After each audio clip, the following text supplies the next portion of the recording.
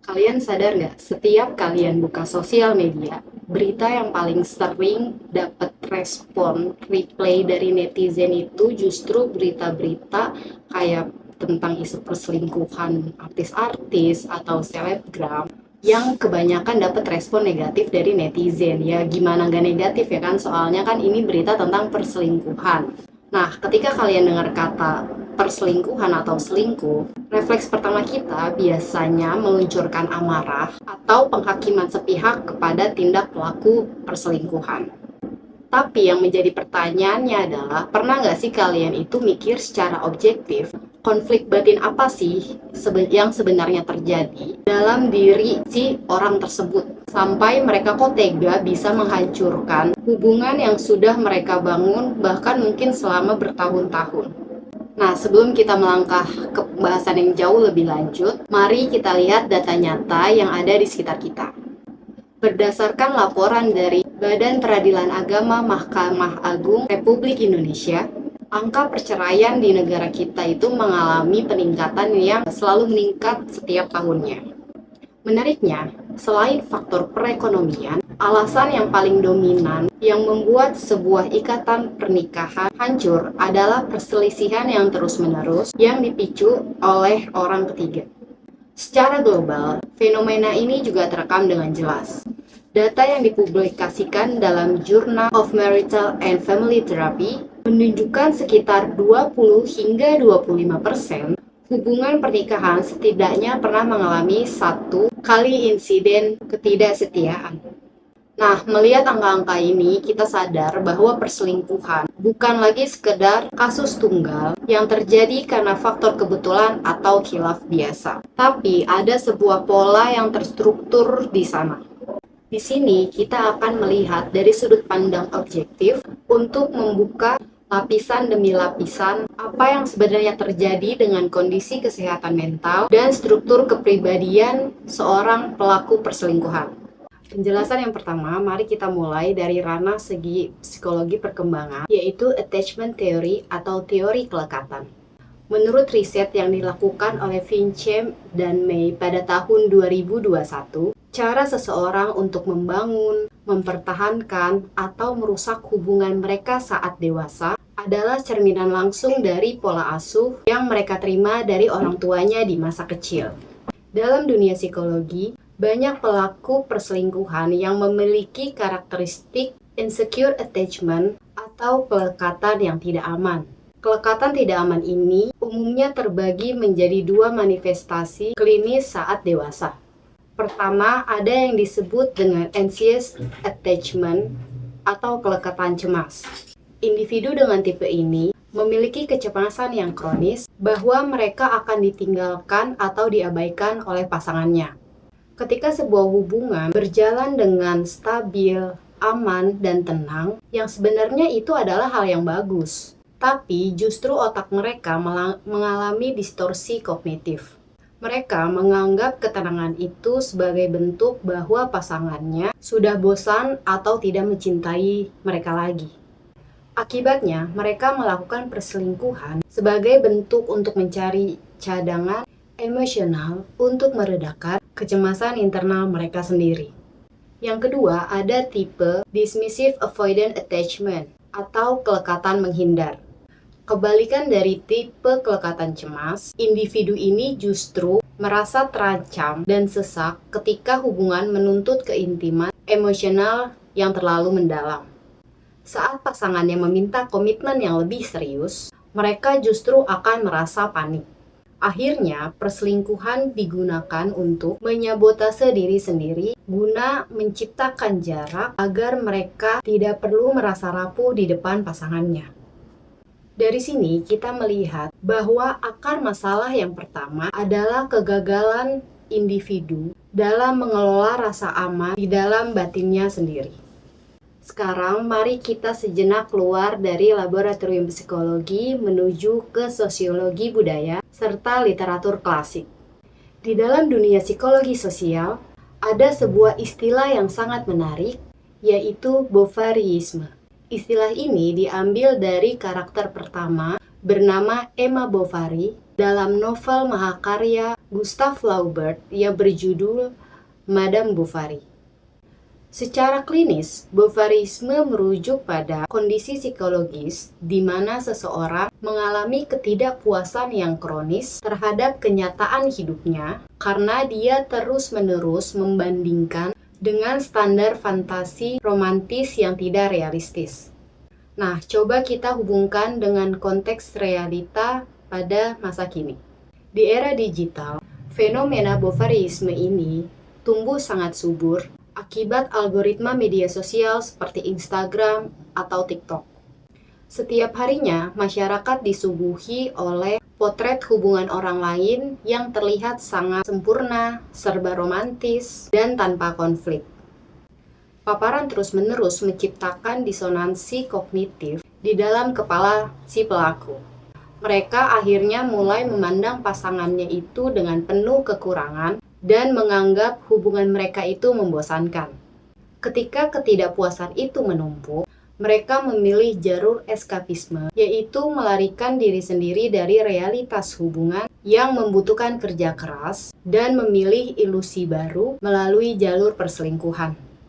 Filsuf eksistensialisme Jean-Paul Sartre menyebut perilaku membohongi diri sendiri ini sebagai mauvaise foi atau bad faith. Pelaku perselingkuhan seringkali memanipulasi logika mereka sendiri dengan membuat narasi yang pasif. Seperti, saya hanyut terdalam suasana, atau perasaan ini datang begitu saja pada orang baru. Sartre mengkritik keras hal ini. Menurutnya, itu adalah pelarian yang pengecut dari kehendak bebas dan tanggung jawab moral. Seseorang yang berselingkuh bukan karena mereka korban keadaan atau korban perasaan, melainkan karena mereka melakukan secara sadar, memilih untuk tidak setia demi menghindari tanggung jawab atas komitmen yang telah mereka bangun. Nah, sekarang kita tinjau dari sisi kepribadian yang lebih klinis.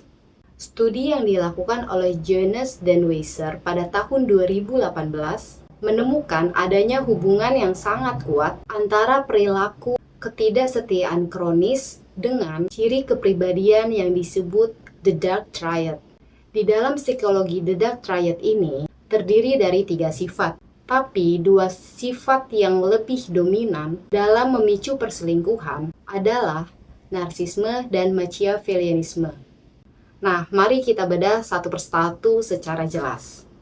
Yang pertama ada ciri yaitu narsisme. Individu dengan tingkat narsisme yang tinggi memiliki rasa mementingkan diri sendiri yang berlebihan atau disebut psychological entitlement. Mereka merasa bahwa mereka adalah individu yang istimewa, sehingga mereka merasa berhak untuk mendapatkan perhatian dan pemujaan dari banyak orang di luar pasangan mereka. Ciri utama dari seorang yang narsistik adalah defisit empati yang parah.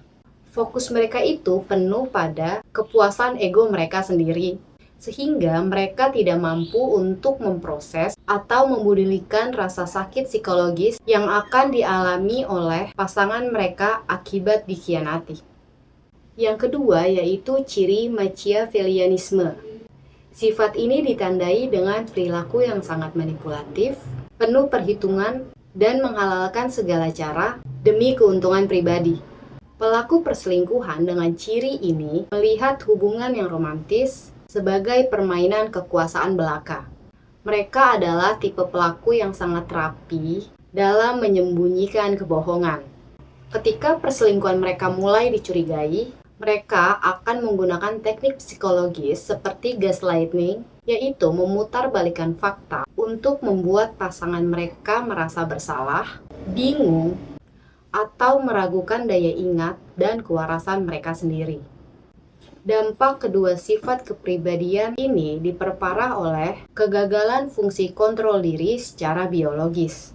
Riset dari Schroth dan Weigel pada tahun 2020 menjelaskan bahwa ketika seseorang melakukan perselingkuhan, otak mereka menerima lonjakan neurotransmitter dopamin dalam jumlah yang besar yang memicu efek adiksi atau ketergantungan. Pada pelaku perselingkuhan, terjadi kegagalan fungsi di area korteks prefrontal yang berfungsi untuk mengontrol impuls emosi. Ketika mereka menghadapi titik jenuh atau konflik dalam hubungan jangka panjang, otak mereka justru tidak dapat atau tidak mampu menahan perilaku impulsif.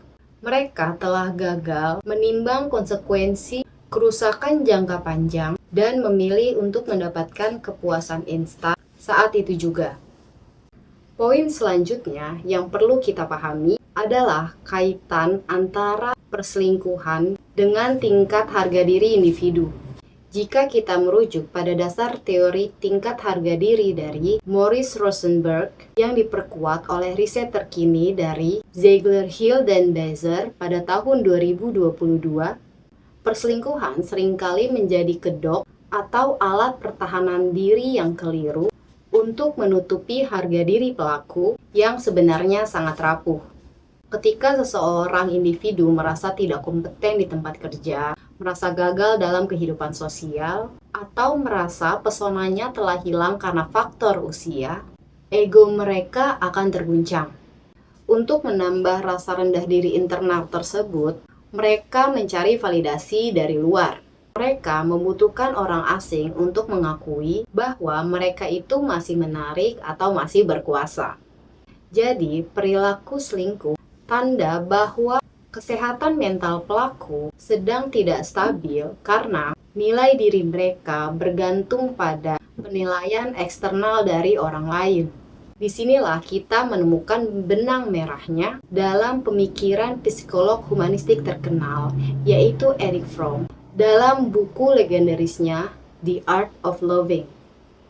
Fromm menyatakan dengan sangat tajam bahwa masalah terbesar manusia adalah mereka menganggap cinta itu masalah sekedar dicintai atau being loved, bukan pada masalah kemampuan untuk mencintai atau capacity to love.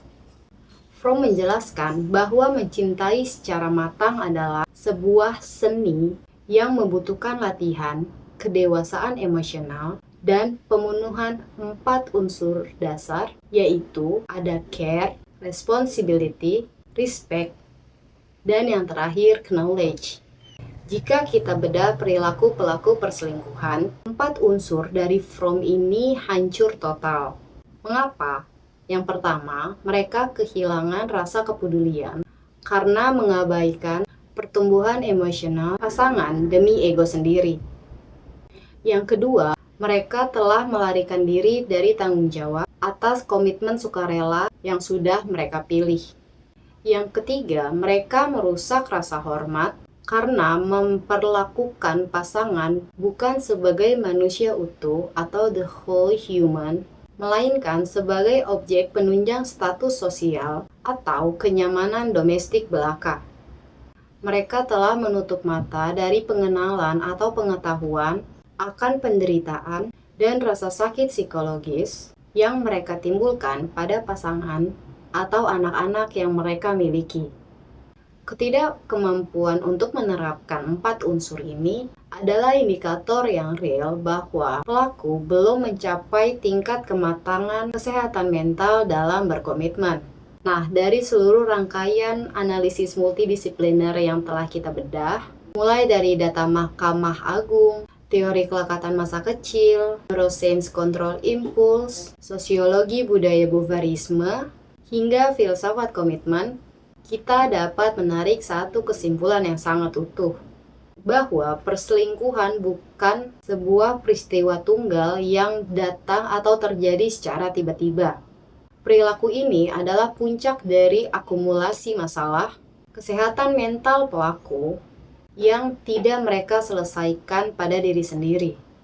Konflik internal berupa trauma masa lalu, gangguan kepribadian narsistik, harga diri yang rapuh, serta ketidakmampuan untuk meregulasi emosi adalah pendorong utama di balik runtuhnya sebuah komitmen.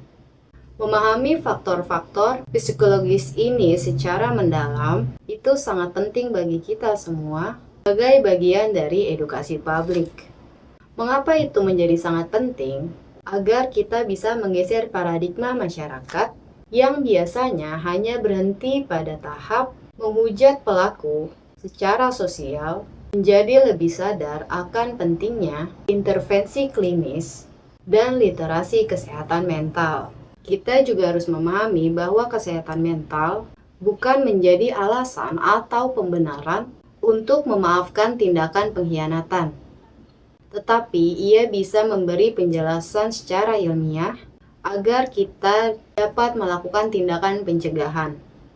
Nah, pesan edukasi terbesar yang bisa kita ambil saat ini adalah kesetiaan merupakan indikator dari tingkat kesehatan jiwa dan kedewasaan emosional yang sangat tinggi. Karena di dalam kesetiaan sudah pasti ada komitmen yang telah dibangun. Itu artinya Anda sudah selesai dengan diri Anda sendiri.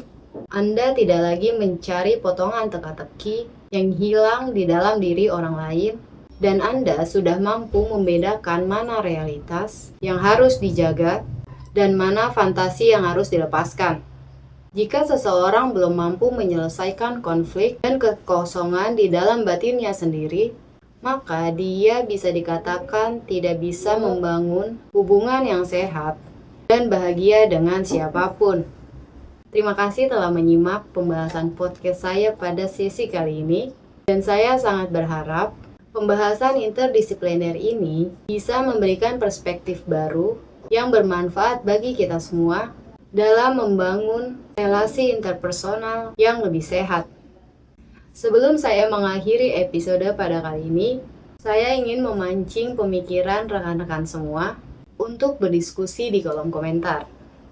Jika sindrom Bovaryisme di media sosial terus memaksa kita untuk mengonsumsi validasi eksternal secara instan, apakah digitalisasi saat ini sebenarnya sedang mendidik generasi muda untuk menjadi seorang narsistik situasional secara massal ketika kita terbiasa memperlakukan orang lain di ruang digital hanya sebagai objek pemuas ego? Apakah konsep komitmen jangka panjang di masa depan masih mungkin dipertahankan secara tulus, ataukah hubungan romantis di masa depan akan sepenuhnya bergeser menjadi sekedar transaksi pemenuhan pasokan narsistik semata? Nah, silahkan tuliskan analisis kalian di kolom komentar.